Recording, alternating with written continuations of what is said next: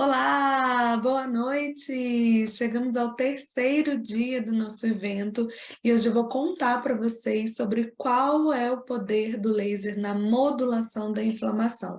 Como esse recurso ele melhora, ele contribui para otimizar a ação anti-inflamatória do organismo, ou melhor dizendo, de modulação da inflamação, e a gente já vai entender essa diferença. Meu nome é Vanessa Molfron, eu sou fonoaudióloga, consultora internacional de lactação. Nós estamos aqui num evento onde eu estou contando dia a dia os poderes do laser e como ele pode contribuir para a nossa prática clínica em diferentes áreas da saúde. Já falamos sobre o poder do reparo tecidual, o poder da analgesia e hoje a gente vai conversar sobre o poder da modulação da inflamação. Bom, entendendo o que é a modulação da inflamação, ou para entender qual é esse poder, é muito importante a gente entender o que é o processo inflamatório, né? A inflamação, ela é a resposta do nosso corpo a algum agente agressor ou a alguma lesão. Então, ela é uma tentativa do nosso organismo de reparar algum dano ou algum possível dano, né? Um dano em potencial. E é muito importante a gente ter essa clareza de que a inflamação ela é algo fisiológico, porque quando a gente estuda a fotobiomodulação, a gente vê que o papel da luz ali na célula é melhorar a respiração celular, melhorar a produção de ATP, de energia pela célula, para que ela possa desempenhar os seus papéis, né? Para que ela possa cumprir aquilo que ela já está programada para fazer. Então, o laser ele tem um papel de estimular aquilo que é fisiológico. E muitas vezes, se a gente fala que ele tem uma ação anti-inflamatória, pode dar uma ideia errada de que ele está indo contra um evento do nosso organismo, ou como se ele estivesse ali atrapalhando algo que faz parte do curso natural de um processo a acontecer. E não é bem por aí. Quando a gente fala que o laser ele tem uma ação moduladora da inflamação, a gente quer dizer que esses eventos inflamatórios, que muitas vezes ele vem numa sequência, né, acontecem ali com um evento desencadeando o outro, eles vão acontecer com melhor qualidade e com melhor velocidade. Então, o processo inflamatório ele tende a se resolver de forma mais rápida, certo? O que acontece é que muitas vezes esse efeito inibitório, quando ele consegue, aliás, esse efeito inflamatório, quando ele se prolonga por muito tempo, ele pode acabar gerando um efeito contrário e inibitório do processo de reparo tecidual. Então, quando o nosso organismo ele exagera na dose, entre aspas, anti-inflamatória, ele pode acabar gerando aí inibição de processos que são fisiológicos e que poderiam contribuir para o reparo do tecido. Então, quando a gente pensa em uma lesão, a gente viu lá na aula de reparo tecidual que o tratamento ele envolve basicamente três processos. O tratamento, assim, o reparo, né? A modulação da inflamação, a fase inflamatória propriamente dita, onde a gente tem ali remoção dos tecidos danificados, onde a gente tem a faxina do lugar, a proliferação tecidual, onde essas células elas vão se multiplicando, e a gente tem também a resposta e a fase de maturação, que é onde a gente tem um maior modelamento, um refinamento desse processo de cicatrização. E quando a gente tem uma lesão, muitas vezes a dor é a primeira manifestação que a gente vai ter ali de que tem alguma coisa que não está indo bem. É aquela primeira reação que nós temos a um determinado ataque no nosso organismo. E isso acontece muito por um instinto de autopreservação, né? De avisar o nosso organismo de que tem algo errado que precisa ser visto e nos orientar a buscar algum tipo de ajuda e afastar esse agente agressor, certo? Simultaneamente, a resposta inflamatória, quando ela busca isolar ali esse agente agressor, a gente consegue, então, esse início do processo de reparo. Quando a gente fala das fases inflamatórias ou das fases de reparo, desculpa, inflamação, a proliferação e a maturação, essa divisão ela é muito didática, tá? Porque a gente tem ali uma sobreposição dessas fases durante todo o processo do reparo tecidual. Em condições normais, esse processo ele é ali orquestrado, né? Então a gente tem as várias fases, as várias sequências seguindo ali as suas etapas, seguindo o seu curso, mas dependendo, como eu falei, da intensidade ou da energia, vamos dizer assim, que o nosso organismo deposita ali naquele processo de reparo, a gente pode ter uma ação, às vezes, até mesmo um pouco exacerbada ou reduzida.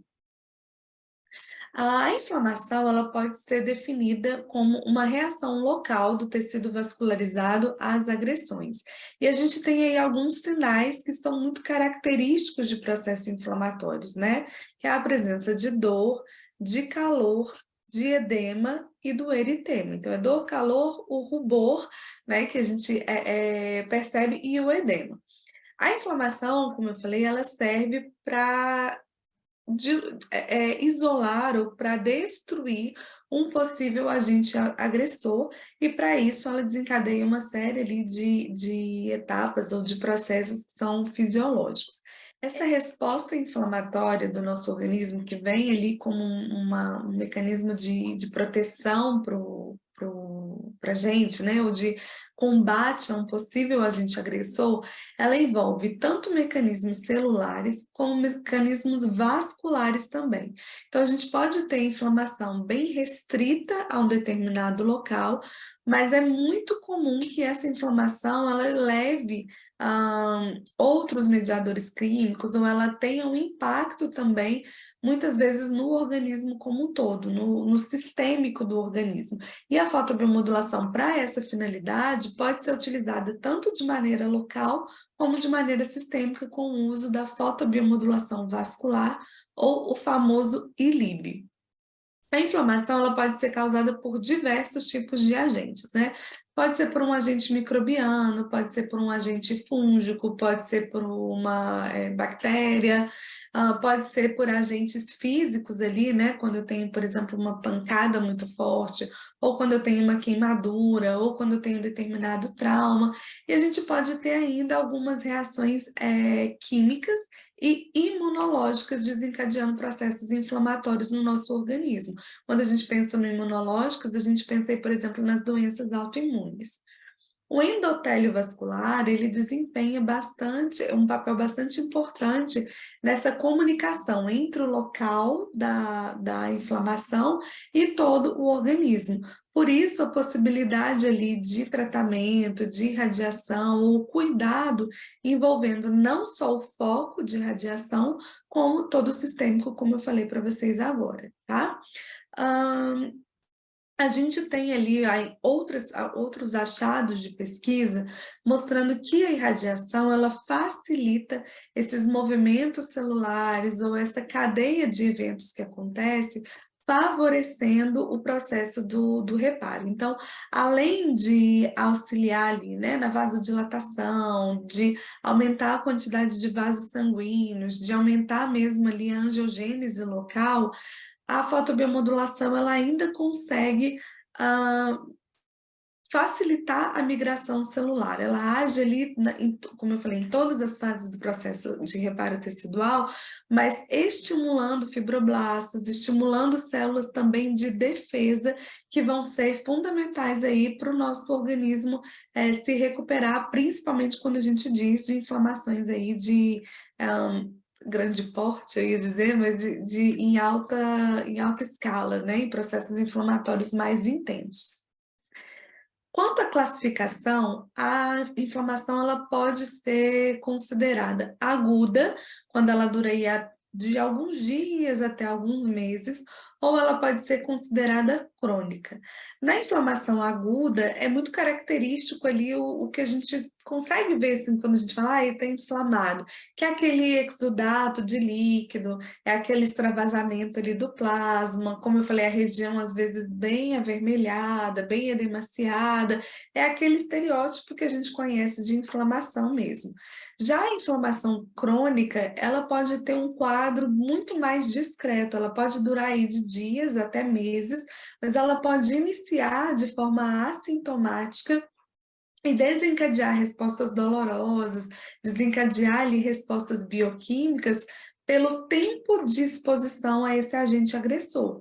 Um exemplo aí clássico podem ser as miosites, né? Ou quando a gente tem os processos inflamatórios decorrentes de um padrão de apertamento, decorrente ali de comportamentos, de hábitos nocivos, onde a gente não tem um agente agressor clássico que desencadeia esses eventos aí inflamatórios, mas a gente tem ali um agente de agressão constante que pode modificar a característica do tecido naquele local. Essa fase inflamatória, ou quando a gente pensa na inflamação crônica, ela também tem uma característica diferente da inflamação aguda. Se vocês forem observar, os processos inflamatórios crônicos, né, ou as doenças crônicas aí que tenham componentes inflamatórios, elas não se manifestam com a dor, o calor, o edema. Vamos pensar numa DTM, né, onde a gente tem processo inflamatório ali na articulação, mas a gente não tem esses sinais tão característicos quanto como de uma lesão de pele, por exemplo, onde a gente consegue ver nitidamente esses outros sinais aí de inflamação, tá? Esses sinais agudos da inflamação.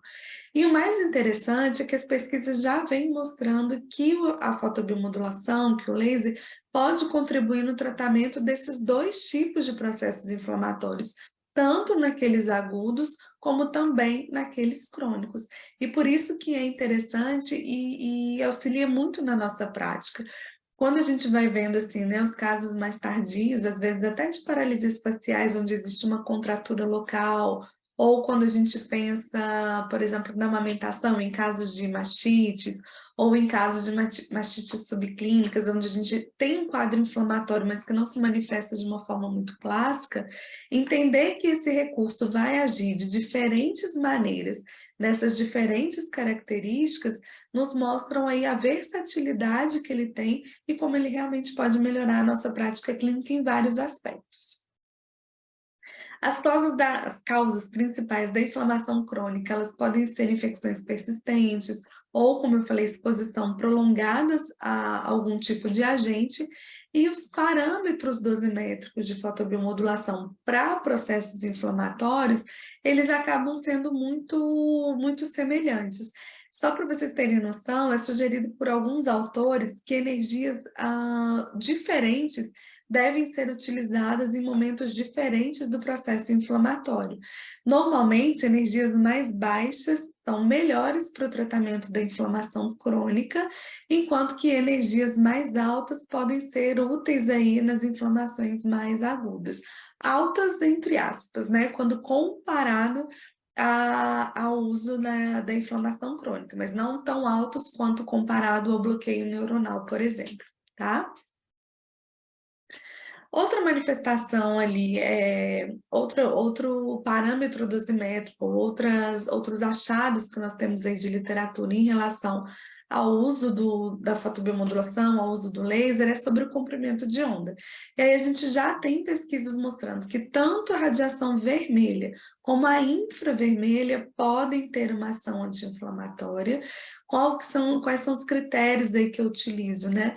Tecidos superficiais, eu priorizo o uso do vermelho, e tecidos mais profundos, eu priorizo o uso do infravermelho. E a janela terapêutica para inflamação, relatada na literatura, ela é bastante extensa.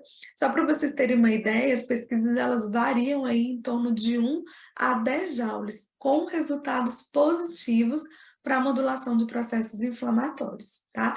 Em relação aos outros parâmetros dosimétricos, como, por exemplo, densidade de potência, densidade de energia, potência propriamente dito, tempo de radiação, a gente ainda não tem, assim, definições dos melhores parâmetros. Já em relação à forma como a área vai ser tratada, o que a gente sabe é que a aplicação diretamente no local tem um impacto melhor do que quando a aplicação é feita distante do sítio de inflamação, e que a ativação dos linfonodos com o uso do laser também podem potencializar essas respostas inflamatórias. Então, mais interessante, assim, que a gente pode tirar desse conceito é, primeiro, dessa versatilidade, o quanto que a ação do laser ela vai acontecer de forma muito mediada ou muito direcionada pela condição que aquele tecido está. Lá na aula de desempenho muscular, a gente vai falar um pouco sobre isso quando a gente usa o laser para o músculo, né? E ele pode ter um potencial de relaxar ou de contrair, não de gerar uma contração, mas de melhorar um desempenho, sendo que isso vai variar prioritariamente de acordo com a forma que esse tecido, que esse músculo está no momento do início da radiação. Aqui, pensando no processo inflamatório, é bastante semelhante. Então, a fotobiomodulação ela é inteligente, porque o nosso corpo é inteligente. Então, ele vai utilizar aquela energia para desencadear respostas fisiológicas ou para trazer ali para o curso normal da coisa a atividade celular. Tá? Então, essa inespecificidade, vamos dizer assim, acaba nos dando uma maior versatilidade no uso desse recurso, tanto de forma pontual, local, como de forma sistêmica.